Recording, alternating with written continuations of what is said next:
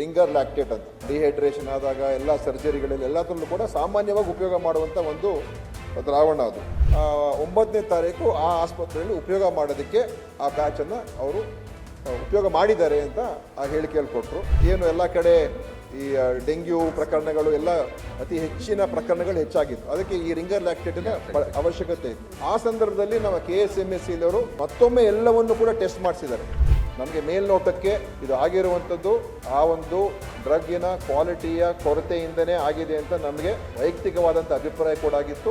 ಅದು ನಾಳೆ ಕೋರ್ಟ್ ಮುಂದೆ ಏನೇನಾಗುತ್ತೋ ಗೊತ್ತಿಲ್ಲ, ಆದರೆ ನಮ್ಮ ಕಡೆಯಿಂದ ಏನಾದರೂ ಪರಿಹಾರವನ್ನು ಕೊಡಿಸ್ತಕ್ಕಂಥದ್ದಕ್ಕೆ ಮಾಡಬೇಕು ಅಂತ ಹೇಳಿ ನಾವು ಪರಿಹಾರವನ್ನು ಕೂಡ ಘೋಷಣೆ ಮಾಡಿ ಮೊದಲು 2 ಲಕ್ಷ ಅಂತ ಮಾಡಿದ್ದು, ಆಮೇಲೆ 5 ಲಕ್ಷ ನಾವು ಪರಿಹಾರವನ್ನು ಕೊಟ್ಟಿದ್ದೀವಿ.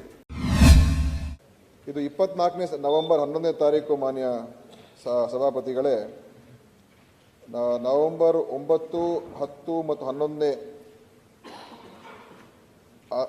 ಆ 3 ದಿವಸಗಳಲ್ಲಿ ಬಳ್ಳಾರಿಯ ಜಿಲ್ಲಾ ಆಸ್ಪತ್ರೆಯ ಸಿಸೇರಿಯನ್ ಶಸ್ತ್ರಚಿಕಿತ್ಸಾ ಕೊಠಡಿಯಲ್ಲಿ ಅಲ್ಲಿ ಏನು ಶಸ್ತ್ರಚಿಕಿತ್ಸೆ ನಡೀತು, ಅದ ನಂತರ ಅಲ್ಲಿ ಸಾವುಗಳು ಸಂಭವಿಸಿದ ಒಂದು ವರದಿ ಆಯಿತು. ಈ 3 ದಿನಗಳಲ್ಲಿ 34 ಸಿಸೇರಿಯನ್ ಆಪರೇಷನ್ಗಳನ್ನು ಅಲ್ಲಿ ಮಾಡಿದ್ದಾರೆ. ಅದರಲ್ಲಿ 7 ಪ್ರಕರಣಗಳು ಒಂದು ಗಂಭೀರ ಸ್ವರೂಪಕ್ಕೆ ಹೋಯಿತು. ಆ ಒಂದು 7 ಪ್ರಕರಣಗಳಲ್ಲಿ 5 ಬಾಣಂತಿಯರ ಸಾವಿಗೀಡಾಗಿರ್ತಕ್ಕಂಥದ್ದು ಮತ್ತು ಉಳಿದ 2 ಬಾಣಂತಿಯರು ಅವರ ಆಸ್ಪತ್ರೆಯಿಂದ ಗುಣಮುಖರಾಗಿ ಬಿಡುಗಡೆ ಆದರು. ಸೊ 5 ಒಟ್ಟಾರೆ ಈ 7 ಪ್ರಕರಣಗಳಲ್ಲಿ 5 ಬಾಣಂತಿಯರು ಸಾವಿಗೀಡಾಗಿರ್ತಕ್ಕಂಥದ್ದು ಆಗಿರುವಂಥದ್ದು. ಇದು ನಮಗೆ 13ನೇ ತಾರೀಕು ನಮ್ಮ ಗಮನಕ್ಕೆ ಬಂದಿದ್ದ ತಕ್ಷಣವೇ ಮಾನ್ಯ ವಿರೋಧ ಪಕ್ಷ ನಾಯಕರು ನಾವು ಕೂಡಲೇ ರಾಜೀವ್ ಗಾಂಧಿ ವಿಶ್ವವಿದ್ಯಾನಿಲಯದ ಅವ್ರ ಜೊತೆ ಸಂಪರ್ಕ ಮಾಡಿ, ಯಾಕಂದರೆ ಒಂದು ತಂಡವನ್ನು ಅಲ್ಲಿಗೆ ಕಳಿಸಿ ಏನಾಗಿದೆ, ಯಾಕೆಂದರೆ ಅಲ್ಲಿವರೆಗೂ ಯಾವುದೇ ಈ ರೀತಿಯ ನಮ್ಮ ಗಮನಕ್ಕೆ ಬಂದಿರಲಿಲ್ಲ. ಮತ್ತು ಬಳ್ಳಾರಿಯಲ್ಲೂ ಕೂಡ ಸುಮಾರು ಅಲ್ಲಿವರೆಗೂ ಆ ಆಸ್ಪತ್ರೆಯಲ್ಲಿ 2,000ಕ್ಕಿಂತ ಹೆಚ್ಚು ಹೆರಿಗೆಗಳಾಗಿತ್ತು, ಒಂದು ಕೂಡ ಅಲ್ಲಿ ಯಾರೂ ಕೂಡ ಸಾವನ್ನಪ್ಪಿರಲಿಲ್ಲ.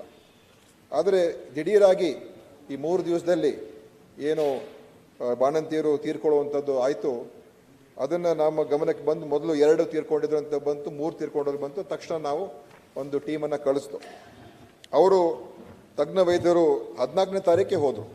14ನೇ ತಾರೀಕು ಹೋಗಿ 16ನೇ ತಾರೀಕು ನಮಗೆ ವರದಿಯನ್ನು ಕೊಟ್ಟರು. ಆ ವರದಿ ಆಧಾರದ ಮೇಲೆ ಏನು ಹೇಳಿದ್ರು ಅಂತ ಹೇಳಿದ್ರೆ, ಅಲ್ಲಿಯ ವೈದ್ಯರು ಅವರು ಯಾವುದೇ ರೀತಿಯ ಒಂದು ನಿರ್ಲಕ್ಷ್ಯತೆ ಅಥವಾ ಯಾವುದೇ ಕರ್ತವ್ಯ ಲೋಪವನ್ನು ಎಸಗಿಲ್ಲ ಅಂತ ಹೇಳಿ ಅವರ ಒಂದು ವರದಿಯಲ್ಲಿ ಅವರೆಲ್ಲ ಪ್ರೋಟೋಕಾಲ್ಸು ಪ್ರೊಸೀಜರ್ಸು ಎಲ್ಲವನ್ನು ಕೂಡ ಅನುಸರಿಸಿ ಅವ್ರು ಮಾಡಿದ್ದಾರೆ ಅಂತ ಹೇಳಿದರು. ಅದರ ನಂತರ ಅವರ ವರದಿಯಲ್ಲಿ ಕೆಲವು ಇನ್ಸಿಡೆಂಟಲ್ ಫೈಂಡಿಂಗ್ಸನ್ನು ಅವರು ಪ್ರಸ್ತಾಪ ಮಾಡಿದ್ರು. ಏನಂತ ಹೇಳಿದ್ರೆ, ಯಾವ ಆ್ಯಂಟಿಬಯೋಟಿಕ್ಸನ್ನು ಆ ಬಾಣಂತಿಯರ ಮೇಲೆ ಉಪಯೋಗ ಮಾಡ್ತಾಯಿದ್ರು ಅದನ್ನು ಅದೇ ಬ್ಯಾಚನ್ನು ಅವರು ಈ ಎಲ್ಲ ಪೇಷಂಟ್ಸ್ಗೆ ಉಪಯೋಗ ಮಾಡಿದ್ದಾರೆ. ಮತ್ತು ಒಂದು ಇಂಟ್ರಾವೀನಸ್ ಒಂದು ದ್ರಾವಣ ಇದೆ ರಿಂಗರ್ ಲ್ಯಾಕ್ಟೇಟ್ ಅಂತ, ಭಾಳ ಎಲ್ಲ ಕಡೆ ಭಾಳ ಅದನ್ನು ಉಪಯೋಗ ಮಾಡ್ತಕ್ಕಂಥದ್ದು. ಎಲ್ಲ ಡಿಹೈಡ್ರೇಷನ್ ಆದಾಗ ಎಲ್ಲ ಸರ್ಜರಿಗಳಲ್ಲಿ ಎಲ್ಲದರಲ್ಲೂ ಕೂಡ ಸಾಮಾನ್ಯವಾಗಿ ಉಪಯೋಗ ಮಾಡುವಂಥ ಒಂದು ದ್ರಾವಣ ಅದು ರಿಂಗರ್ ಲ್ಯಾಕ್ಟೇಟ್. ಅದನ್ನು ಒಂದು ಬ್ಯಾಚು ಏನು ಹಿಂದೆ ನಾವು ಅದರ ಬಗ್ಗೆ ಇತಿಹಾಸ ಎಲ್ಲ ಇದೆ, ಹಿಂದೆ ನಾವು ಫ್ರೀಸ್ ಮಾಡಿದ್ದು, ಅದು 9ನೇ ತಾರೀಕು ಅದು ಬದಲಾವಣೆ ಆಗಿ ಹೊಸ ಬ್ಯಾಚನ್ನು 9ನೇ ತಾರೀಕು ಆ ಆಸ್ಪತ್ರೆಯಲ್ಲಿ ಉಪಯೋಗ ಮಾಡೋದಕ್ಕೆ ಆ ಬ್ಯಾಚನ್ನು ಅವರು ಉಪಯೋಗ ಮಾಡಿದ್ದಾರೆ ಅಂತ ಆ ಹೇಳಿಕೆಯಲ್ಲಿ ಕೊಟ್ಟರು. ಅದೇ ಈ ಎಲ್ಲ ಒಂದು ಬೇರೆ ಬೇರೆ ಹೆರಿಗೆಗಳಿಗೆ ಹೋಲಿಕೆ ಮಾಡಿದಾಗ ಇದು ಒಂದು ವ್ಯತ್ಯಾಸ ಕಾಣ್ತಾ ಇದೆ, ಅದು ಅವ್ರ ಸಂಶಯ ಇದರ ಮೇಲೆ ಇದೆ ಅಂತ ಒಂದು ರೀತಿಯಾಗಿ ಹೇಳಿದ್ರು. ನಾವು ಕೂಡಲೇ ಅದರ ನಂತರ ಇದರ ಬಗ್ಗೆ ನಾವು ಒಂದು ತೀರ್ಮಾನ ತಗೊಂಡು 16ನೇ ತಾರೀಕಿಗೆ ತೀರ್ಮಾನ ತೆಗೆದುಕೊಂಡು ಯಾಕೆಂದರೆ ನಮಗೆ ಇದರ ಬಗ್ಗೆ ಹಿಂದೆ 1 ವರ್ಷದ ಹಿಂದೆ ಇದರ ಬಗ್ಗೆ ಅಂದರೆ ಒಂದು 10 ತಿಂಗಳ ಹಿಂದೆ ಅನುಮಾನಗಳು ಬಂದಿತ್ತು. ಆವಾಗ ನಾವು ಫ್ರೀಸ್ ಮಾಡಿದ್ದೋ, ಬ್ಲ್ಯಾಕ್ ಲಿಸ್ಟ್ ಮಾಡಿದ್ದೋ ಮತ್ತು ಅದರಲ್ಲಿ ಕ್ವಾಲಿಟಿ ಚೆಕ್ ಮಾಡಿದಾಗ ಆ ಒಂದು ರಿಂಗರ್ ಲ್ಯಾಕ್ಟೇಟು 4 ಪ್ರಕರಣಗಳಲ್ಲಿ ಅದು ಕ್ವಾಲಿಟಿ ಇಲ್ಲ ಅಂತ ನಮ್ಮ ಡ್ರಗ್ ಲ್ಯಾಬ್ ಹೇಳಿತ್ತು. ಅದ್ರ ಮೇಲೆ ಅವರು ಚಾಲೆಂಜ್ ಮಾಡಿ ಕೋರ್ಟಲ್ಲಿ ಬ್ಲ್ಯಾಕ್ ಲಿಸ್ಟ್ ಮಾಡೋದನ್ನ ಸ್ಟೇ ತೊಗೊಂಡಿದ್ರು. ಮತ್ತು ನಾವು ಏನು ಟೆಸ್ಟ್ ಮಾಡಿ ಸರಿ ಇಲ್ಲ ಅಂತ ಹೇಳಿದ್ದು ಸೆಂಟ್ರಲ್ ಡ್ರಗ್ ಲ್ಯಾಬ್ಗೆ ಹೋಗಿ ಅಲ್ಲಿ ಚಾಲೆಂಜ್ ಮಾಡಿ ಇದು ಸರಿ ಇದೆ ಅಂತ ಪ್ರೂವ್ ಮಾಡಿಬಿಟ್ಟಿದ್ರು. ಸೊ ಕೋರ್ಟ್ ಮುಂದೆನೂ ಕೂಡ ನಮಗೊಂದು ರೀತಿ ಮುಂದೆ ಹೋಗೋದಕ್ಕೆ ಆಗಿರಲಿಲ್ಲ. ಆಮೇಲೆ ನಾವು ಆಗಸ್ಟ್ ತಿಂಗಳವರೆಗೂ ನಾವು ಎಲ್ಲೂ ಅದನ್ನು ಹಂಚಿಕೆ ಮಾಡೋಕ್ಕೆ ಬಿಟ್ಟಿರಲಿಲ್ಲ, ಮಾರ್ಚ್ ತಿಂಗಳಿಂದ ಆಗಸ್ಟ್ ತಿಂಗಳವರೆಗೂ. ತದನಂತರ ಏನಾಯಿತು, ಅದರ ಒಂದು ಬೇಡಿಕೆ ಹೆಚ್ಚಾಗ್ತಾ ಇತ್ತು. ಆವಾಗ ಏನು ಎಲ್ಲ ಕಡೆ ಈ ಡೆಂಗ್ಯೂ ಪ್ರಕರಣಗಳು ಎಲ್ಲ ಅತಿ ಹೆಚ್ಚಿನ ಪ್ರಕರಣಗಳು ಹೆಚ್ಚಾಗಿತ್ತು. ಅದಕ್ಕೆ ಈ ರಿಂಗರ್ ಲ್ಯಾಕ್ಟೇಟಿನ ಅವಶ್ಯಕತೆ ಇತ್ತು. ಆ ಸಂದರ್ಭದಲ್ಲಿ ನಮ್ಮ KSMSC ಅವರು ಮತ್ತೊಮ್ಮೆ ಎಲ್ಲವನ್ನು ಕೂಡ ಟೆಸ್ಟ್ ಮಾಡಿಸಿದ್ದಾರೆ. ನ್ಯಾಷನಲ್ ಅಕ್ರೆಡಿಟೆಡ್ ಲ್ಯಾಬಲ್ಲಿ ಟೆಸ್ಟ್ ಮಾಡಿಸಿದ್ದಾರೆ ಮತ್ತು ಡ್ರಗ್ ಕಂಟ್ರೋಲ್ ಲ್ಯಾಬ್ ಮುಖಾಂತರ ಕೂಡ ಟೆಸ್ಟ್ ಮಾಡಿಸಿದ್ದಾರೆ. ಅದರಲ್ಲಿ ಡ್ರಗ್ ಕಂಟ್ರೋಲ್ ಲ್ಯಾಬ್ ಅವರು 22 ಏನು ಮಾದರಿಗಳಲ್ಲಿ ಅದು ಗುಣಮಟ್ಟ ಕಮ್ಮಿ ಇದೆ ಅಂತ ಹೇಳಿದಾಗ ಅದನ್ನು ಎಲ್ಲೂ ಕೂಡ ಬಳಕೆ ಮಾಡಲಿಲ್ಲ. ಉಳಿದಿರೋದನ್ನು ಅವ್ರೇನು ಮಾಡಿದ್ರು, ಒಂದು ಟೆಕ್ನಿಕಲ್ ಎಕ್ಸ್ಪರ್ಟ್ ಒಂದು ಕಮಿಟಿನ ರಚನೆ ಮಾಡಿ ಅದರ ಮುಖಾಂತರ ಅವರು ಉಳಿದಿರೋದೆಲ್ಲ ಸರಿ ಇರೋದ್ರಿಂದ ಅದನ್ನು ಬಿಡುಗಡೆ ಮಾಡೋದಕ್ಕೆ ಅವ್ರು ತೀರ್ಮಾನ ತಗೊಂಡ್ರು. KSMSC ಅವರು ಅದು ಆಗಸ್ಟ್ ತಿಂಗಳು ತೀರ್ಮಾನ ತಗೊಂಡ್ರು. ತದನಂತರ ಅದನ್ನು ಎಲ್ಲ ಕಡೆ ಸರಬರಾಜು ಮಾಡೋದಕ್ಕೆ ಕೊಟ್ಟಿದ್ದಾರೆ. ಅದರಲ್ಲಿ ಬಂದಿರುವಂಥ ಒಂದು ಬ್ಯಾಚು ಇಲ್ಲಿ ಉಪಯೋಗ ಆಗಿದೆ. ನಮಗೂ ಕೂಡ ಅವಾಗ ಸಂಶಯ ಬಂದಿರೋದ್ರಿಂದ ನಾವು ಕೂಡಲೇ ಎಲ್ಲ ಕಡೆ 16ನೇ ತಾರೀಕು ನಂತರ ಅದನ್ನು ನಾವು ನಿಲ್ಲಿಸಿದೋ. ಮತ್ತು ಈ ವಿಷಯದ ಬಗ್ಗೆ ನಾನು ಪೂರ್ತಿಯಾದಂಥ ಮಾಹಿತಿಯನ್ನು ಕೂಡ ಕೊಟ್ಟಿದ್ದೇನೆ. ಅನುಬಂಧ 1ರಲ್ಲಿ ಯಾವ ರೀತಿಯಾಗಿ ಈ ರಿಂಗರ್ ಲ್ಯಾಕ್ಟೇಟಿನ ನಮ್ಮ ಖರೀದಿ ಮಾಡೋದರಲ್ಲಿ ಮತ್ತು ಅವ್ರನ್ನ ಬ್ಲ್ಯಾಕ್ ಲಿಸ್ಟ್ ಮಾಡೋದರಲ್ಲಿ, ನಾವು ಟೆಸ್ಟ್ ಮಾಡೋದರಲ್ಲಿ ಸುಮಾರು ಈ ನಮಗೆ ತಮ್ಮ ಎಲ್ಲರ ಮಾಹಿತಿಗೆ ಒಂದು ಕಂಪನಿ ನಮಗೆ ಸರಬರಾಜು ಮಾಡಿದಾಗ ಈ ಪಶ್ಚಿಮ ಬಂಗ ಕಂಪನಿ ಇದು ನಮಗೆ ಸರಬರಾಜು ಮಾಡಿರ್ತಕ್ಕಂಥದ್ದು. ಅವರು ಸರಬರಾಜು ಮಾಡಿದಾಗ ನಮಗೆ ಅವರ ಸ್ವಂತ ಲ್ಯಾಬಲ್ಲಿ ಅವರು ಟೆಸ್ಟ್ ಮಾಡಿ ರಿಪೋರ್ಟ್ ಕೊಡ್ತಾರೆ. ಮತ್ತು ಇನ್ನೊಂದು NABL ಅಂದರೆ ನ್ಯಾಷನಲ್ ಅಕ್ರೆಡಿಟೆಡ್ ಲ್ಯಾಬ್ನಲ್ಲಿ ಅಲ್ಲೂ ಕೂಡ ಟೆಸ್ಟ್ ಮಾಡಿ ನಮಗೆ ಅವರು ರಿಪೋರ್ಟ್ ಕೊಡ್ತಾರೆ. ಅದ ನಂತರನೇ ಅವರು ನಮಗೆ ಸರಬರಾಜು ಆಗುವಂಥದ್ದು.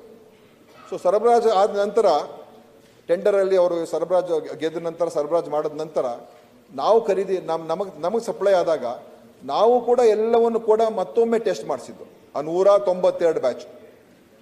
ಆವಾಗ ಎಲ್ಲ ಸ್ಟ್ಯಾಂಡರ್ಡ್ ಕ್ವಾಲಿಟಿ ಅಂತಲೇ ಬಂದಿತ್ತು. ಯಾವಾಗ ಸಪ್ಲೈ ಮಾಡಿದಾಗ ಹೋದ ವರ್ಷ ಅಕ್ಟೋಬರ್ ನವೆಂಬರ್ ತಿಂಗಳಲ್ಲಿ. ಸೊ 3 ಬಾರಿ ಈ ಬ್ಯಾಚ್ ಟೆಸ್ಟ್ ಆಗಿದೆ.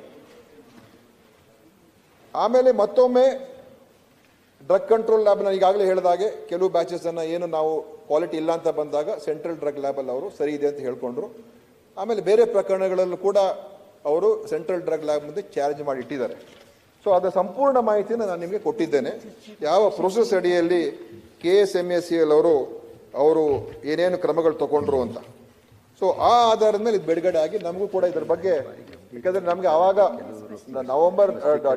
ಜನವರಿ ಫೆಬ್ರವರಿಯಲ್ಲೇ ನಮಗೆ ಡೌಟ್ ಬಂದಾಗ ನಾವು ಫ್ರೀಸ್ ಮಾಡಿದ್ದು. ಡಿಫ್ರೀಸ್ ಮಾಡೋದಕ್ಕೂ ಕೂಡ ನಾನು ಪೂರ್ತಿ ವರದಿಯನ್ನು ಕೊಟ್ಟಿದ್ದೇನೆ. ಸೊ ಅದ ನಂತರ ಏನಾಯಿತು, ನಮಗೆ ಇದನ್ನೆಲ್ಲ ಸೀಸ್ ಮಾಡಿಸಿ ಮುಂದಿನ ಅದರ ಬಗ್ಗೆ ಕ್ರಮಗಳು ತಗೊಳ್ತಕ್ಕಂಥದ್ದಕ್ಕೆ ನಾವು ವರದಿಯನ್ನು ಡ್ರಗ್ ಕಂಟ್ರೋಲ್ ಲ್ಯಾಬ್ಗೂ ಕೂಡ ಕಳಿಸ್ದು ಮಾದರಿಗಳನ್ನು, ಆಮೇಲೆ ನ್ಯಾಷನಲ್ ಅಕ್ರೆಡಿಟೆಡ್ ಲ್ಯಾಬ್ಗೂ ಕೂಡ ಕಳಿಸ್ದು.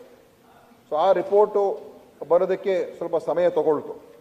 ಅಷ್ಟೊತ್ತಿಗೆ ಮುಖ್ಯಮಂತ್ರಿಗಳು ಕೂಡ ಒಂದು ಸಭೆಯನ್ನು ಕರೆದು ನಾವು ಇದರ ಬಗ್ಗೆ ಏನೇನು ಕ್ರಮಗಳು ತಗೊಳ್ಬೇಕು ಅಂತ ಅವರು ಕೂಡ ಸಭೆ ಮಾಡಿದ್ರು, ಪರಿಶೀಲನಾ ಸಭೆಯನ್ನು ಮಾಡಿದ್ರು. ಆ ಸಭೆಯಲ್ಲಿ ಕೆಲವು ನಿರ್ಣಯಗಳೆಲ್ಲ ಮಾಡಿದ್ರು.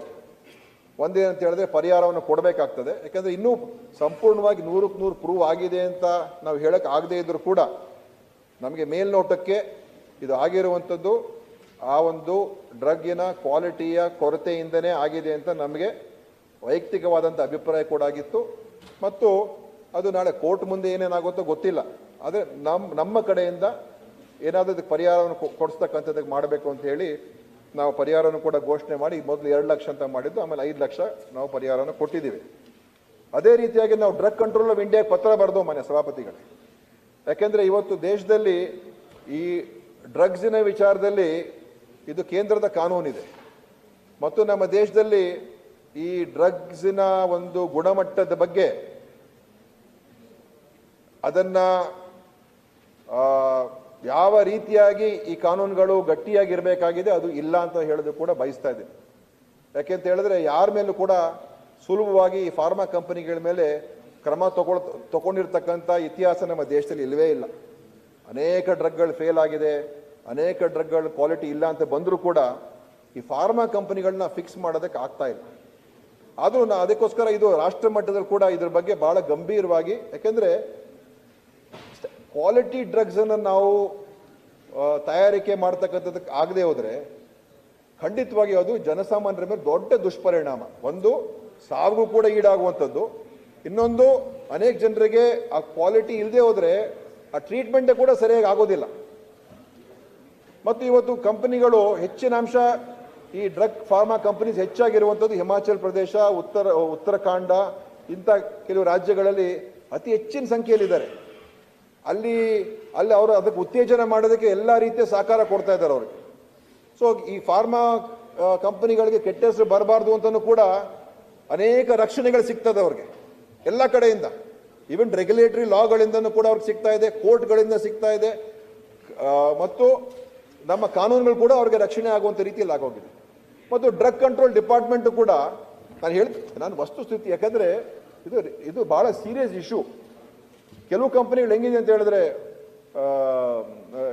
ಈ ಮ್ಯಾನುಫ್ಯಾಕ್ಚರರ್ಸು ವಿದೇಶಕ್ಕೆ ಸರಬರಾಜು ಮಾಡ್ತಕ್ಕಂಥದ್ದಕ್ಕೆ ಒಂದು ಕ್ವಾಲಿಟಿ ಮಾಡ್ತಾರೆ, ನಮ್ಮ ದೇಶದಲ್ಲಿ ಸರಬರಾಜು ಮಾಡೋದಕ್ಕೆ ಇನ್ನೊಂದು ಕ್ವಾಲಿಟಿ ಮಾಡ್ತಾರೆ. ಅಂದರೆ ಡ್ರಗ್ಸಲ್ಲೂ ಕೂಡ ವ್ಯತ್ಯಾಸ ಇರಲೇಬಾರ್ದು. ಅದು ವಿದೇಶಕ್ಕಾದರೂ ಹೋಗ್ಲಿ, ನಮ್ಮವ್ರಿಗಾದ್ರೂ ಹೋಗ್ಲಿ, ಒಬ್ಬ ಬಡಪಾಯಿಗಾದ್ರೂ ಹೋಗ್ಲಿ, ಒಂದೇ ಕ್ವಾಲಿಟಿ ಇರಬೇಕು. ಕ್ವಾಲಿಟಿ ಕಾಂಪ್ರಮೈಸೇ ಆಗಬಾರ್ದು. ಆದರೆ ಅದು ನಮ್ಮ ವ್ಯವಸ್ಥೆ 100ಕ್ಕೆ 100 ಮಾಡೋಕ್ಕಾಗ್ತಾ ಇಲ್ಲ. ಅದು ಬೇರೆ ಸಬ್ಜೆಕ್ಟೇ ಬಿಡಿಯೋದು, ಅದ್ರ ಬಗ್ಗೆ ಮತ್ತೊಮ್ಮೆ ಚರ್ಚೆ ಮಾಡಬೇಕಾಗ್ತದೆ. ಶರವಣ ಅವರು ಮತ್ತೆ ಈಗ ನಾವು ಡ್ರಗ್ ಕಂಟ್ರೋಲ್ಗೆ ನಾವು ಪತ್ರ ಬರೆದು, ಮಾನ್ಯ ಸಭಾಪತಿಗಳೇ, ಪತ್ರ ಬರೆದು ಇದ್ರ ಬಗ್ಗೆ ನೀವು ತನಿಖೆಯನ್ನ ನಡೆಸಿ ಕ್ರಮ ಕೈಗೊಳ್ಳಬೇಕು. ಈ ವೆಸ್ಟ್ ಬೆಂಗಾಲ್ ಕಂಪನಿ ಏನಿದೆ ಯಾಕೆಂದ್ರೆ ನಾವು ಅದು ಪತ್ರದಲ್ಲಿ ಬರೆದು, ನಾವು ಯಾವುದು ಕ್ವಾಲಿಟಿ ಇಲ್ಲ ಅಂತ ಹೇಳ್ದು, ನಿಮ್ಮ ಲ್ಯಾಬ್ಗಳು ಸೆಂಟ್ರಲ್ ಲ್ಯಾಬ್ ಅವ್ರ ಕ್ವಾಲಿಟಿ ಇದೆ ಅಂತ ಹೇಳ್ತಾರೆ, ನಾವೇನ್ ಮಾಡಬೇಕು? ಮತ್ತು ಈ ತರ ಮತ್ತೆ ಈಗ ಇತ್ತೀಚಿನ ಒಂದು ಘಟನೆಗಳು ನಡೆದಿದೆ. ಇಲ್ಲಿ 5 ಜನ ತೀರ್ಕೊಂಡಿದ್ದಾರೆ.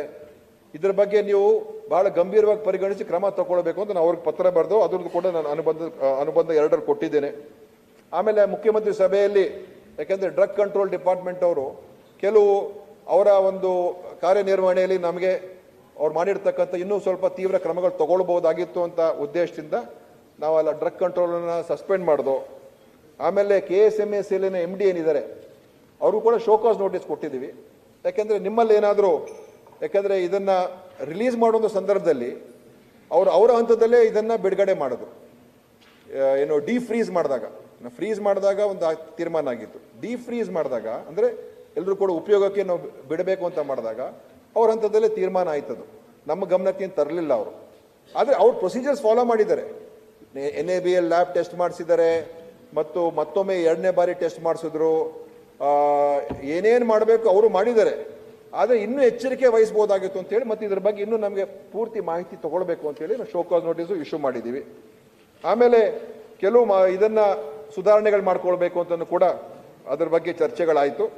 ಆಮೇಲೆ ಈ NABL ಲ್ಯಾಬ್ಸ್ ಈಗ ನ್ಯಾಷನಲ್ ಅಕ್ರೆಡಿಟೆಡ್ ಲ್ಯಾಬ್ ಅಂತ ಹೇಳ್ತೀವಿ ನಾವು. ಈಗ ನಾವು ಅವರ ವರದಿ ಸರಿ ಇದೆ ಅಂತ ಹೇಳಿದಾಗ that is an accredited lab. ಆ ಲ್ಯಾಬು ಕರೆಕ್ಟ್ ಆಗಿದೆ ಅಂತ ಹೇಳಿದಾಗ ನಾವು ಒಪ್ಕೊಳ್ಬೇಕಾಗ್ತದೆ. ನಾವು ಡಿಸ್ಪ್ಯೂಟ್ ಮಾಡೋಕ್ಕಾಗಲ್ಲ ಅವ್ರ ಜೊತೆಯಲ್ಲಿ. ಹೇಗೆ ಇವರು ಈಗ ಬಳ್ಳಾರಿಯಲ್ಲಿ ಹೋಗಿರತಕ್ಕಂಥ ಬ್ಯಾಚ್, ಮಾನ್ಯ ಸಭಾಪತಿಗಳೇ, 4 ಬಾರಿ ಟೆಸ್ಟ್ ಆಗಿರುವಂಥದ್ದು, 5 ಬಾರಿ ಟೆಸ್ಟ್ ಆಗಿದೆ. ಈಗ ಅದ ನಂತರ ಈಗ ಇನ್ನೂ 2 ಬಾರಿ ಮತ್ತೆ ಮಾಡಿದ್ದೀವಿ. ಅದು 5 ಟೆಸ್ಟ್ಗಳಲ್ಲಿ, ಮಾನ್ಯ ಲ್ಯಾಬ್ಗಳಲ್ಲಿ ಟೆಸ್ಟ್ ಮಾಡಿದಾಗ ಎಲ್ಲರೂ ಕೂಡ ಸರಿ ಇದೆ ಅಂತ ಹೇಳ್ತಾರೆ. ಸೊ ಇದು ಆ ಲ್ಯಾಬ್ಗಳ ಬಗ್ಗೆನೂ ಕೂಡ ಇದು ಸರಿಯಾದ ರೀತಿಯಲ್ಲಿ ನಿರ್ವಹಣೆ ಮಾಡ್ತಾ ಇದ್ದಾರಾ ಈ NABL ಲ್ಯಾಬ್ಗಳು?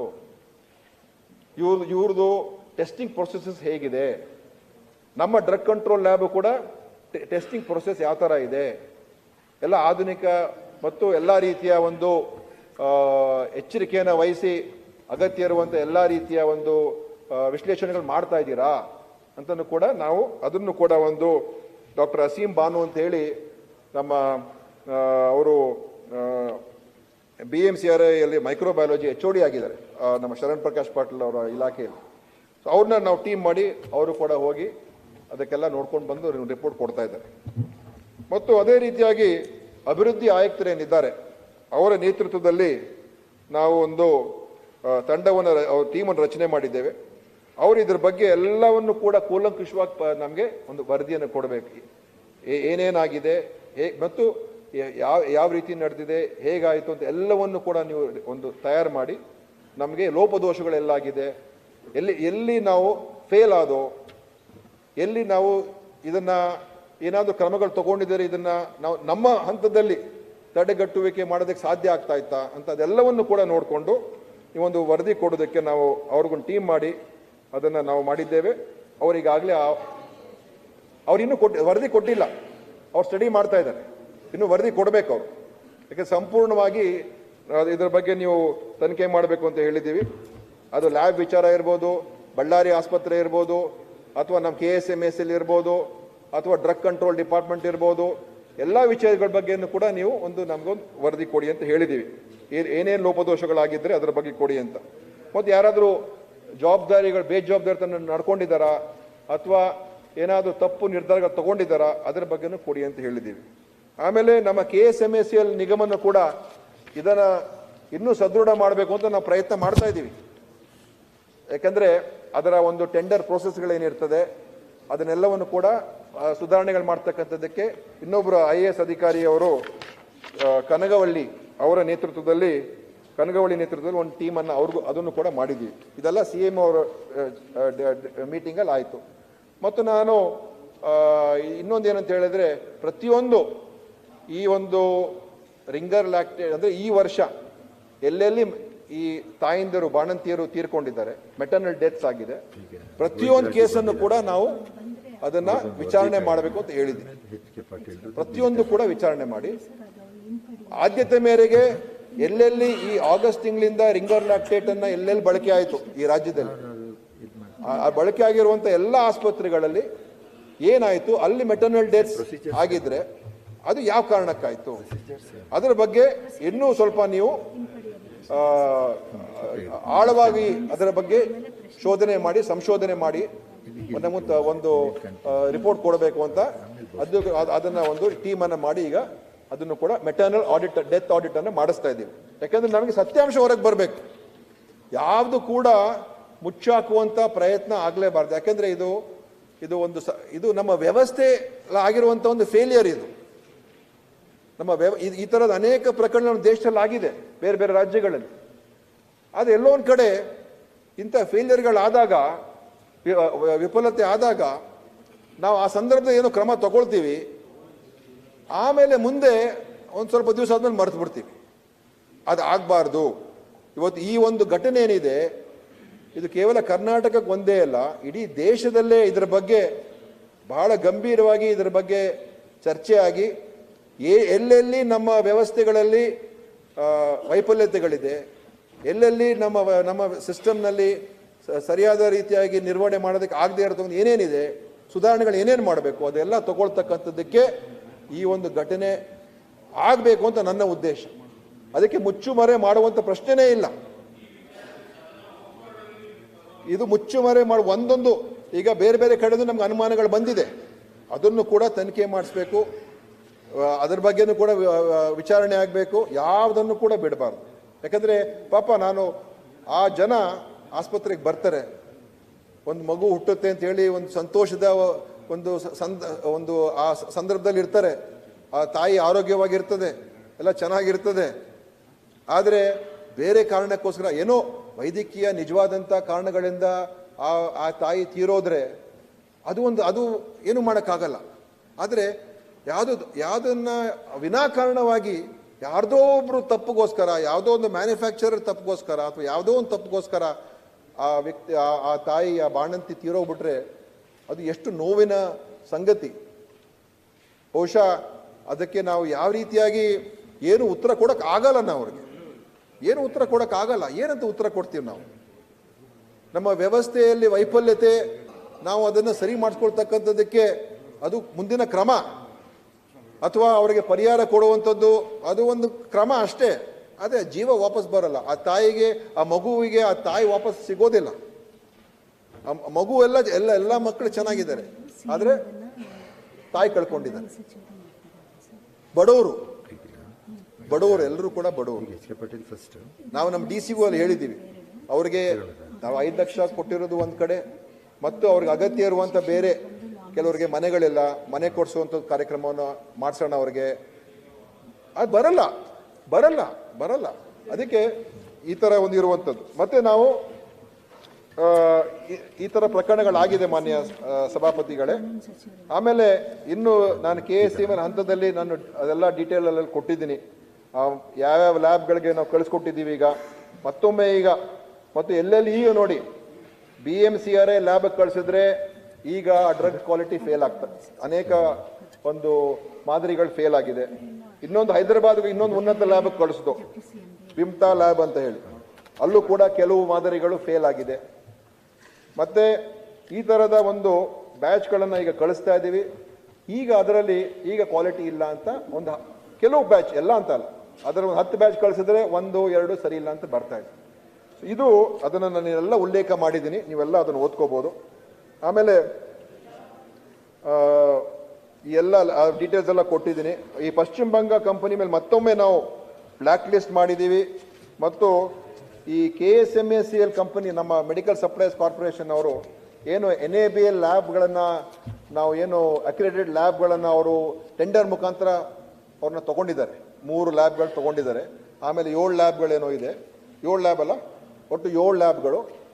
ಆ ಲ್ಯಾಬ್ಗಳು ಏನು, ಆ ಲ್ಯಾಬ್ಗಳ ನಿರ್ವಹಣೆ ಹೇಗಿದೆ? ಯಾಕಂದರೆ ಎಲ್ಲ ಬೇರೆ ಬೇರೆ ರಾಜ್ಯಗಳೆಲ್ಲ ಎಲ್ಲ ಕಡೆ ಇದ್ದಾರೆ ಅವರು. ಈ ಲ್ಯಾಬ್ ದೆಹಲಿಯಲ್ಲಿ ಮತ್ತು ಬೇರೆ ಬೇರೆ ಕಡೆ ಎಲ್ಲ ಇದ್ದಾರೆ. ಸೊ ಆ ಲ್ಯಾಬ್ಗಳದ್ದು ಕೂಡ ಅವರ ಒಂದು ಈ ಥರ ತಪ್ಪು ರಿಪೋರ್ಟ್ಗಳನ್ನು ಕೊಟ್ಟಿದ್ದಾರೆ ಅಂತೇಳಿ ನಾವು ಅವ್ರ ಮೇಲೂ ಕೂಡ ಕ್ರಮ ತಗೊಳ್ಳೋದಕ್ಕೆ ನಾವು ಈಗ ಮುಂದುವರಿತಾ ಇದ್ದೀವಿ. ಆಮೇಲೆ ಅವ್ರಿಗೆ ಪಶ್ಚಿಮ ಬಂಗ ಕಂಪನಿಗೆ ನೋಟಿಸ್ ಕೂಡ ಕೊಟ್ಟಿದ್ದೀವಿ. ನೀವು ಕಾಂಪನ್ಸೇಷನ್ ಕೊಡಬೇಕು ಈ ಕುಟುಂಬಗಳಿಗೆ. ಯಾಕಂದರೆ ಅಲ್ಟಿಮೇಟ್ಲಿ ಮೇನ್ ರೆಸ್ಪಾನ್ಸ್ ನೋಡಿ, ನಮ್ಮ ಸಿಸ್ಟಮ್ನಲ್ಲಿ ಆ ಕ್ವಾಲಿಟಿ ಡ್ರಗ್ಗನ್ನು ಡಿಟೆಕ್ಟ್ ಮಾಡೋದಕ್ಕೆ ಸಾಧ್ಯ ಆಗದೆ ಇರೋದು ಅದನ್ನು ಒಂದು ಫೇಲಿಯರ್. ಆದರೆ ಮುಖ್ಯ ಫೇಲಿಯರ್ ಏನಿದರಲ್ಲಿ, ಆ ಮ್ಯಾನುಫ್ಯಾಕ್ಚರರು ಗುಣಮಟ್ಟದ ಔಷಧಿ ಅಥವಾ ದ್ರಾವಣವನ್ನು ಸರಬರಾಜು ಮಾಡೋಕ್ಕೆ ಆಗಿಲ್ಲ. ಫೇಲಿಯರ್ ಆಗಲೇಬಾರ್ದು. ಒಂದು ಮ್ಯಾನುಫ್ಯಾಕ್ಚರರು, ಫಾರ್ಮಸ್ಯೂಟಿಕಲ್ ಕಂಪನಿಯವರು ಕ್ವಾಲಿಟಿ ಇಲ್ಲದೆ ಇರುವಂಥ ಡ್ರಗ್ಗನ್ನು ಸಪ್ಲೈ ಮಾಡಲೇಬಾರ್ದು. ಆ ಥರ ವ್ಯವಸ್ಥೆ ನಮ್ಮ ದೇಶದಲ್ಲಿ ಇರಬೇಕು ತಾನೇ. ಯಾಕಂದರೆ ಇದು ಜೀವದ ಮೇಲೆ ಆಡುವಂಥ ಒಂದು ಒಂದು ಒಂದು ಒಂದು ಚೆಲ್ಲಾಟ ಆಗಬಾರ್ದು. ಸೊ ಅದಕ್ಕೆ ನಾವು ಒಂದು ಕಾಂಪನ್ಸೇಷನ್ನು ಮತ್ತು ಅವ್ರ ಮೇಲೆ ನಾವು ಇನ್ನೊಂದು ಡ್ರಗ್ಗನ್ನು ಕೂಡ ಡೆಕ್ಸ್ಟ್ರೋಲ್ ವಿತ್ ಸೋಡಿಯಂ ಕ್ಲೋರೈಡ್, ಅದು ಕೂಡ ಈಗ ನಾವು ವಿಶ್ಲೇಷಣೆ ಮಾಡಿದಾಗ ಕ್ವಾಲಿಟಿ ಸರಿ ಇಲ್ಲ ಅಂತ ಬಂದಿದೆ, ಅದೇ ಕಂಪನಿದು. ಸೊ ಆ ಕಂಪನಿದು ಎಲ್ಲವನ್ನು ಕೂಡ ನಾವು ಸೀಸ್ ಮಾಡಿದ್ದೀವಿ. ಮತ್ತು ಈ ಕಂಪ್ನಿಗೆ ₹1 ದುಡ್ಡು ಕೊಟ್ಟಿಲ್ಲ. ಏನು MD ಅವರೇ, ನಾವು ಕೊಟ್ಟಿಲ್ಲ. ನಮಗೆ ಅವಾಗ ಬ್ಲ್ಯಾಕ್ ಲಿಸ್ಟ್ ಮಾಡಿದಾಗಲೇ ನಾವು ಪೇಮೆಂಟ್ ಸೀಸ್ ಮಾಡಿಬಿಟ್ಟಿದ್ದು. ಇದುವರೆಗೂ ನಾವು ಅವ್ರಿಗೆ ಈ ರಿಂಗರ್ ಲ್ಯಾಕ್ಟೇಟ್ಗೆ ₹1 ಕೂಡ ನಾವು ಅವ್ರಿಗೆ ಕೊಟ್ಟಿಲ್ಲ. ಯಾಕಂದರೆ ಆವಾಗಲೇ ನಾವು ಅದನ್ನು ನಿಲ್ಲಿಸ್ಬಿಟ್ಟಿದ್ದು. ಸೊ ಈ ಕಂಪನಿ ಮೇಲೆ ನಾವು ಎಲ್ಲ ರೀತಿಯ ಕ್ರಮಗಳಾಗಬೇಕು. ಈ ಥರ ಎಷ್ಟು ಕಂಪನಿಗಳಿದೋ ನಮಗೆ ಗೊತ್ತಿಲ್ಲ. ಇವತ್ತು ಬಳ್ಳಾರಿಯಲ್ಲಿ ಒಂದೇ ಸಂದರ್ಭದಲ್ಲಿ 2-3 ತೀರ್ಕೊಂಡಿದ್ದಕ್ಕೆ ಇದು ಗೊತ್ತಾಯಿತು. 5 ಎಲ್ಲೋ ಯಾರೋ ಒಬ್ಬರು ತೀರೋಗ್ತು, ಇನ್ನೊಬ್ಬರು ತೀರೋಗ್ತು, ಎಲ್ಲೊಂದು ಕಡೆ ತೀರೋದ್ರೆ ಗೊತ್ತೇ ಆಗೋದಿಲ್ಲ. ನಮ್ಮ ಸಿಸ್ಟಮ್ಗಳಲ್ಲಿ ಮಾನಿಟರ್ ಮಾಡುವಂಥದ್ದು, ಚೆಕ್ ಮಾಡೋ, ಅದ್ರ ಬಗ್ಗೆ ನಾವು ಕೂಡ ಪ್ರತಿಯೊಂದು ಯಾರೋ ಒಬ್ರು ಇಂಥ ಒಂದು ಘಟನೆ ಆದಾಗ ನಮ್ಮ ವ್ಯವಸ್ಥೆಯಿಂದ ನಮ್ಗೆ ಗೊತ್ತಾಗುವಂಥ ರೀತಿಯಲ್ಲಿ ಆಗಬೇಕು. ಇದು ಆಗೋರ್ಗೂ ಕೂಡ ನಮ್ಗೆ ಗೊತ್ತಾಗಲಿಲ್ಲ. ಅಂದರೆ ನಮ್ಮ ರಿಪೋರ್ಟಿಂಗ್ ಮೆಕ್ಯಾನಿಸಮ್ ಕೂಡ ಅಷ್ಟು ಸರಿ ಇಲ್ಲ ಅಂತ ನಮಗೆ ಇದರಿಂದ ಅರ್ಥ ಆಗ್ತಾ ಉಂಟು. ಸೊ ಆದ್ದರಿಂದ ಇದನ್ನು ಆ ಕಂಪನಿ ಮೇಲೆ ಈಗಾಗಲೇ ನಾವು ಕೇಂದ್ರಕ್ಕೆ ಕೂಡ ಕಳಿಸಿದ್ದು, ಮತ್ತು ನಮ್ಮ ತಂಡ ಕೂಡ ಅಲ್ಲಿಗೆ ಹೋಯಿತು. ಪಶ್ಚಿಮ ಬಂಗ ಕಂಪನಿ ವೀಕ್ಷಣೆ ಮಾಡೋದಕ್ಕೆ ಸೆಂಟ್ರಲ್ ಟೀಮ್ ಅವರು ಬಂದರು. ಎಲ್ಲ ಒಟ್ಟಿಗೆನೇ ಅಲ್ಲಿ ತಪಾಸಣೆ ಮಾಡಿದರೆ ಈಗ ಅಲ್ಲಿ ಈಗ ಮ್ಯಾನುಫ್ಯಾಕ್ಚರಿಂಗ್ ಪ್ರೋಸೆಸನ್ನು ಚೆಕ್ ಮಾಡಿದಾಗ, ಯಾಕಂದರೆ ಆ ಮ್ಯಾನುಫ್ಯಾಕ್ಚರಿಂಗ್ ಪ್ರೋಸೆಸ್ ಏನಿದೆ ಅದು ಬಹಳ ಅದಕ್ಕೆ ಒಂದು ಅತ್ಯಂತ ಸ್ವಚ್ಛವಾದಂಥ ಒಂದು ಸ್ಯಾನಿಟೈಸ್ಡ್ ವಾತಾವರಣದಲ್ಲಿ ಅದು ಮ್ಯಾನುಫ್ಯಾಕ್ಚರ್ ಆಗಬೇಕು. ಒಂದು ಇಂಪ್ಯೂರಿಟಿ, ಒಂದು ಪೊಲ್ಯೂಟೆಂಟು ಯಾವುದು ಕೂಡ ಮಿಕ್ಸ್ ಆಗಬಾರ್ದು, ಅಷ್ಟು ಇರ್ತದೆ ಅದರಲ್ಲಿ. ಸೊ ಅದನ್ನೆಲ್ಲ ಅವ್ರು ಟೆಸ್ಟ್ ಮಾಡಿದಾಗ ಈಗ ಅವರು ಹೇಳ್ತಾ ಇದ್ದಾರೆ ಅವರ ಮ್ಯಾನುಫ್ಯಾಕ್ಚರಿಂಗ್ ಪ್ರೋಸೆಸ್ ಸರಿ ಇಲ್ಲ. ಡ್ರಗ್ ಕಂಟ್ರೋಲ್ ಆಫ್ ಇಂಡಿಯಾ ಹೋಗಿದ್ದಾರೆ, ನಮ್ಮ ಡಿಪಾರ್ಟ್ಮೆಂಟ್ ಹೋಗಿದ್ದಾರೆ, ನಮ್ಮ ಪಶ್ಚಿಮ ಬಂಗಾಲ್, ವೆಸ್ಟ್ ಬೆಂಗಾಲ್ ಗೌರ್ಮೆಂಟಿನ ಅವ್ರ ಡ್ರಗ್ ಕಂಟ್ರೋಲ್ ಅವರು ಕೂಡ ಹೋಗಿದೆ. ಒಟ್ಟಿಗೆ ಮಾಡಿ ಅವ್ರ ಮೇಲೆ ಈಗ ಇದನ್ನು ಕ್ಲೋಸರ್ ಅಂದರೆ ಸ್ಟಾಪೇಜ್ ನೋಟಿಸ್ ಇಶ್ಯೂ ಮಾಡಿದ್ದಾರೆ. ನೀವು ಯಾವುದನ್ನು ಕೂಡ ನಿಮ್ಮ ಫೆಸಿಲಿಟಿಯಲ್ಲಿ ಮ್ಯಾನುಫ್ಯಾಕ್ಚರ್ ಮಾಡಬಾರ್ದು. ಈಗ ತನಿಖೆ ಮುಗಿಯುವವರೆಗೂ ನೀವು ಯಾವುದನ್ನು ಕೂಡ ಸ್ಟಾಪೇಜ್ ನೋಟಿಸ್ ಬ್ಲ್ಯಾಕ್ ಲಿಸ್ಟ್ ಮಾಡಿದ್ದೀವಿ ಆಲ್ರೆಡಿ, ಬಟ್ ಗೊತ್ತಲ್ಲ ನಿಮಗೆ ನಮ್ಮ ಕೋರ್ಟ್ಗಳಲ್ಲಿ ಏನಾಗ್ತದೆ ಅಂತ. ಸೊ ಈಗ ಸ್ಟಾಪೇಜ್ ಆರ್ಡರ್ ಇಶ್ಯೂ ಆಗಿದೆ, ಇದು ನಿಜವಾಗ್ಲೂ ಒಂದು ಒಳ್ಳೆಯ ಬೆಳವಣಿಗೆ. At least not to manufacture. But ಒಂದು ಮುಖ್ಯ ಏನಂತ ಹೇಳಿದ್ರೆ ಅವ್ರ ಫೈಂಡಿಂಗ್ಸ್ ಮುಖ್ಯ. ನಮಗೆ ಅವರ ಮ್ಯಾನುಫ್ಯಾಕ್ಚರಿಂಗ್ ಪ್ರೋಸೆಸ್ ಸರಿ ಇಲ್ಲ ಅಂತ ಇವತ್ತು ಕೇಂದ್ರ, ನಮ್ಮ ರಾಜ್ಯ, ವೆಸ್ಟ್ ಬೆಂಗಾಲ್ ರಾಜ್ಯ ಅವರು ಮೂರು ಹೇಳಿದ್ದಾರೆ. ಫೇಲಿಯರ್ ಏನಿದ್ರಲ್ಲಿ ಅಂತ ಹೇಳಿದ್ರೆ ನಾವು ಮೊದಲನೇ ಇದೆಲ್ಲ ನಮ್ಗೆ ಗೊತ್ತಿರಬೇಕು. ಮ್ಯಾನುಫ್ಯಾಕ್ಚರರು ಈ ಥರ ಮಾಡೋದಕ್ಕೆ ಅವಕಾಶನೇ ಇರಬಾರ್ದು. ಅದು ಫೇಲಿಯರು. ಇಂಥದಕ್ಕೆ ನಾವು ಅಲೋ ಮಾಡಿದ್ದೆ ಫೇಲಿಯರು. ಈಗ ಇದ್ರ ಬಗ್ಗೆ ನಾನು ಔಷಧ ನಿಯಂತ್ರಕರ ಮತ್ತು ನಿಯಂತ್ರಣ ಇಲಾಖೆ ಹಂತದಲ್ಲಿ ಏನೇನಾಗಿದೆ ಅದನ್ನೆಲ್ಲ ನಾನು ಇದರಲ್ಲೆಲ್ಲ ಬರೆದು ಕೊಟ್ಟಿದ್ದೀನಿ. ಈಗಾಗಲೇ ಅದರ ಊರಲ್ಲಿ ಹೇಳಿದ್ದೀನಿ. ಸೊ ಈಗ ನಾವು ನಮ್ಮ ಫುಡ್ ಡಿಪಾರ್ಟ್ಮೆಂಟು ಮತ್ತು ಡ್ರಗ್ ಕಂಟ್ರೋಲ್ ಡಿಪಾರ್ಟ್ಮೆಂಟ್ ಏನಾಗಿದೆ, ನಮ್ಮ ಈ ಡ್ರಗ್ ಕಂಟ್ರೋಲ್ ಡಿಪಾರ್ಟ್ಮೆಂಟು ಅದು ಒಂದು ರೀತಿ ಅವ್ರದ್ದೇ ಆದಂಥ ವ್ಯವಸ್ಥೆ ನಡೀತಾ ಇದೆ. ಸೊ ನಾವು ಆ್ಯಕ್ಚುಲಿ ಒಂದು 2 ತಿಂಗಳಿಂದಲೇ ನಾವು ತೀರ್ಮಾನ ಮಾಡಿದ್ದು, ಇದನ್ನು ಒಂದು ಯಾರಾದರೂ ಮೇಲ್ವಿಚಾರಣೆ ಮಾಡುವಂಥ ಒಬ್ಬ IAS ಅಧಿಕಾರಿ ಇದ್ರೇ ಸರಿ ಹೋಗ್ತದೆ ಅಂತ. ಯಾಕಂದರೆ ಆ ಡ್ರಗ್ ಕಂಟ್ರೋಲ್ ಡಿಪಾರ್ಟ್ಮೆಂಟ್ ಅವ್ರದ್ದೇ ಇಲಾಖೆ, ಅದು ಬೇರೆ ಯಾರು ಕೂಡ ಒಳಗಡೆ ಹೋಗೋಕ್ಕೆ ಸಾಧ್ಯ ಇಲ್ಲ. ಡ್ರಗ್ ಇನ್ಸ್ಪೆಕ್ಟರ್ಸು, ಡ್ರಗ್ ಕಂಟ್ರೋಲರ್ಸು ಅವರೇ ಇರ್ತಾರೆ, ಅವರೇ ಡ್ರಗ್ ಕಂಟ್ರೋಲರ್ ಆಗ್ತಾರೆ. ಸೊ ಅದರಿಂದ ಅದನ್ನು ಮೇಲ್ವಿಚಾರಣೆ ಮಾಡ್ತಕ್ಕಂಥದ್ದಕ್ಕೆ ಒಂದು ಕ್ರಮವನ್ನು ನಾನು 2 ತಿಂಗಳಿಂದಲೇ ಡಿಸೈಡ್ ಮಾಡಿದ್ದು. ಅದು ಈಗ ಅಪ್ರೂವ್ ಆಗಿದೆ. ಅಂದರೆ ಫುಡ್ ಸೇಫ್ಟಿ ಇಲಾಖೆ ಏನಿದೆ, ಆಹಾರ ಸುರಕ್ಷತೆ ಮತ್ತು ಗುಣಮಟ್ಟ ಇಲಾಖೆ ಮತ್ತು ಈ ಡ್ರಗ್ ಕಂಟ್ರೋಲ್ ಇಲ್ಲ, ಎರಡನ್ನು ವಿಲೀನ ಮಾಡಿ ಒಂದು ಕಮಿಷನರ್ ಆಲ್ರೆಡಿ ಇದ್ದಾರೆ. ಆ ಕಮಿಷನರ್ನ ನಾವು ಈಗ ಮಾಡೋದಕ್ಕೆ ಕೂಡ ತೀರ್ಮಾನ ಆಗಿ ಅದು ಆರ್ಡರ್ ಕೂಡ ಇಶ್ಯೂ ಆಗಿದೆ. ಸಚಿವ ಸಂಪುಟದ ಅನುಮೋದನೆ ಕೂಡ ಸಿಕ್ಕಿದೆ. ಸೊ ಇದೆಲ್ಲ ನಾವು ಉಳಿದಿರೋ ಕ್ರಮಗಳನ್ನೆಲ್ಲ ನಾನಿಲ್ಲಿ ಬರೆದಿದ್ದೀನಿ. ಇದನ್ನು ನೀವು ಎಲ್ಲ ಓದ್ಕೊಂಡು ಇದ್ರ ಬಗ್ಗೆ ಇನ್ನೂ ಚರ್ಚೆ ಅಂದರೆ ಡಿಸ್ಕಷನ್ ಆಗೋದಕ್ಕೆ ನಮ್ದು ಏನು ಅಭ್ಯಂತರ ಇಲ್ಲ, ಆಗಬೇಕು. ಯಾಕೆಂದರೆ ಇಂಥ ವಿಷಯಗಳ ಬಗ್ಗೆ ನಾವು ಯಾವುದೇ ರೀತಿಯ ಸಹನೆ ಇರಬಾರ್ದು, ಯಾವುದೇ ರೀತಿಯ ಇದರ ಬಗ್ಗೆ ನಾವು ಮುಚ್ಚಾಕುವಂಥದ್ದಾಗಲಿ ಅಥವಾ ಜವಾಬ್ದಾರಿಯಿಂದ ನಾವು ದೂರ ಇರುವಂಥದ್ದಕ್ಕಾಗಲಿ ಅವಕಾಶನೇ ಇರಬಾರ್ದು ಮಾನ್ಯ ಸಭಾಪತಿಗಳೇ. ಯಾಕೆಂದರೆ ಇದು ನಮ್ಮ ದೇಶದ ವ್ಯವಸ್ಥೆ. ಇದು ನೋಡಿ, ಮೊನ್ನೆ ಮಹಾರಾಷ್ಟ್ರದಲ್ಲಿ ಆ್ಯಂಟಿಬಯೋಟಿಕ್ ಸಪ್ಲೈ ಮಾಡಿದ್ದಾರೆ ಯಾರೋ ಕಂಪನಿಯವರು. ಅದರಲ್ಲಿ ಪೌಡ್ರ್ಗಳು, ಯಾವುದೋ ಸ್ಪೂರಿಯಸ್ ಪೌಡ್ರು, ಅದು ಗೊತ್ತಾಯಿತು. ಅದೇ ರೀತಿ ಅನೇಕ ಪ್ರಕರಣಗಳಲ್ಲಿ ಈ ಥರ ಎಲ್ಲ ಡೆತ್ಸ್ ಎಲ್ಲ ಬೇರೆ ಬೇರೆ ಸಂದರ್ಭಗಳಾಗಿದೆ. ಆದರೆ ನಮ್ಮ ರೆಗ್ಯುಲೇಟರಿ ಮೆಕ್ಯಾನಿಸಮ್ ನಮ್ಮ ದೇಶದಲ್ಲಿ ಏನಾಗಿದೆ, ಒಂದು ಕೊನೆಯದಾಗಿ ಹೇಳೋದಕ್ಕೆ, ಈ ಡ್ರಗ್ ಸಪ್ಲೈ ಫಾರ್ಮಾ ಲಾಬಿ ಏನಿದೆ, ಭಾರಿ ದೊಡ್ಡ ಲಾಬಿ ನಮ್ಮ ದೇಶದಲ್ಲಿ. ಮತ್ತು ಇವತ್ತಿನ ಕೇಂದ್ರ ಸರ್ಕಾರ ಅಥವಾ ಹಿಂದಿನ ಕೇಂದ್ರ ಸರ್ಕಾರ ಅಲ್ಲ, ಒಟ್ಟಾರೆ ಅಲ್ಲೇನಾಗಿದೆ, ಅವರ ಲಾಬಿ ಭಾಳ ಜೋರಾಗಿದೆ. ಯಾವುದೇ ಅವರನ್ನು ನಿಯಂತ್ರಣ ಮಾಡ್ತಕ್ಕಂಥ ಕಾನೂನುಗಳೇನಿದೆ ಅದು ಲಾಗು ಆಗೋದಕ್ಕೆ ಬಿಡ್ತಾ ಇಲ್ಲ. ಮತ್ತು ನಮ್ಮಲ್ಲಿ ಡ್ರಗ್ ಕ್ವಾಲಿಟಿಯನ್ನು 100% ಕಾಂಪ್ರಮೈಸ್ ಆಗದೇ ಇರುವಂಥ ವ್ಯವಸ್ಥೆ ನಮ್ಮ ದೇಶದಲ್ಲಿ ಇರಬೇಕು. ಅದನ್ನು ತರೋದಕ್ಕೆ ಇವತ್ತು ಖಂಡಿತವಾಗಿ ನಾವೆಲ್ಲ ಪ್ರಯತ್ನ ಮಾಡಬೇಕು. ನಮ್ಮ ರಾಜ್ಯದ, ಯಾಕಂದರೆ ಇದು ಕೇಂದ್ರದ ಆ್ಯಕ್ಟ್ ಕೂಡ ಇದೆ, ನಮ್ಮ ಜವಾಬ್ದಾರಿಯೂ ಇದೆ. ನಮ್ಮ ಕಡೆಯಿಂದ ಏನೇನು ಮಾಡೋಕ್ಕೆ ಸಾಧ್ಯ ಆಗುತ್ತೆ ಅದನ್ನು ಮಾಡಬೇಕಾಗ್ತದೆ. ಮತ್ತು ಮುಂದೆನೂ ಕೂಡ ಅಲ್ಲಿ ಕೇಂದ್ರಕ್ಕೂ ಕೂಡ ನಾವೆಲ್ಲ ಬರೆದು ಇದರ ಬಗ್ಗೆ ಕ್ರಮ ತಗೊಳ್ತಕ್ಕಂಥದ್ದು ಕೂಡ ನಾವು ಮಾಡಬೇಕಾಗ್ತದೆ. ಆದರೆ ಒಟ್ಟಾರೆ ಇದರ ಬಗ್ಗೆ ನಾವು ಸೂಕ್ತವಾದಂಥ ಈಗ ನಾನಾ ರೀತಿಯ ತನಿಖೆಗಳು ಮಾಡಿಸ್ತಾ ಇದ್ದೀವಿ. ಡೆವಲಪ್ಮೆಂಟ್ ಕಮಿಷನರ್ ಮುಖಾಂತರ ಮಾಡಿಸ್ತಾ ಇದ್ದೀವಿ. ಮತ್ತು ನಮ್ಮ ಕನಗವಳ್ಳಿ ಅವರು ಕೂಡ KSMS ಇದು ಮಾಡ್ತಾ ಇದ್ದಾರೆ. ಆಮೇಲೆ ಉನ್ನತ ಒಂದು ಮೆಟರ್ನಲ್ ಆಡಿಟ್ ಮಾಡೋದಕ್ಕೆ ಕೂಡ ಉನ್ನತ ಸಮಿತಿಯನ್ನು ಮಾಡಿದ್ದೀವಿ. ಪ್ರತಿಯೊಂದು ಕೇಸನ್ನು ನೀವು ಪ್ರಕರಣ ಮಾಡಿ ವರದಿಯನ್ನು ಕೊಡಬೇಕು. ಇದು 5. ಇನ್ನು ಬೇರೆ ಎಲ್ಲೆಲ್ಲಾಗಿದೆ ಅದನ್ನು ಕೂಡ ನಾವು ಪತ್ತೆ ಹಚ್ಚಬೇಕು ತಾನೆ. ಆ ಥರ ಆಗಿದ್ದರೆ ಅವರಿಗೆ ಅಟ್ಲೀಸ್ಟ್ ನಾವು ನ್ಯಾಯ ಕೊಡಿಸುವಂಥ ಕೆಲಸ ಆದರೂ ಮಾಡಬೇಕು. ಮತ್ತು ನಮ್ಮ ಒಂದು ವ್ಯವಸ್ಥೆಯಲ್ಲಿ ಗೊತ್ತಾಗಬೇಕು ಇವೆಲ್ಲ. ಆ ಕಾರಣದ ಅದನ್ನು ಕೂಡ ಮಾಡಿಸ್ತಾ ಇದ್ದೀವಿ. ಮತ್ತು ನಮ್ಮ ಸದಸ್ಯರುಗಳು ವಿರೋಧ ಪಕ್ಷ ಇರ್ಬೋದು ಅಥವಾ ಆಡಳಿತ ಪಕ್ಷ, ಇದರಲ್ಲಿ ಯಾವುದೂ ವ್ಯತ್ಯಾಸ ಏನಿಲ್ಲ.